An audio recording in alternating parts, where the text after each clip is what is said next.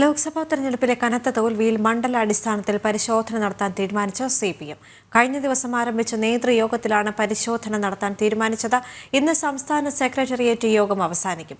നാളെ മുതൽ 3 ദിവസം സംസ്ഥാന സമിതി യോഗം ചേരും.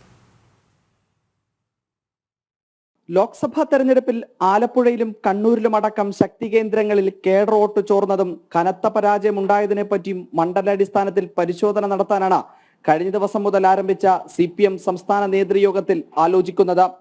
കേഡർ വോട്ടുകളുടെ ചോർച്ച പാർട്ടിയുടെ തോൽവിയുടെ ആഘാതം കൂട്ടിയെന്ന് സെക്രട്ടേറിയറ്റിൽ അഭിപ്രായമുയർന്നിരുന്നു. ശക്തി കേന്ദ്രങ്ങളിലെ തിരിച്ചടി പ്രത്യേകം പരിശോധന നടത്താനും ആലോചിക്കുന്നുണ്ട്.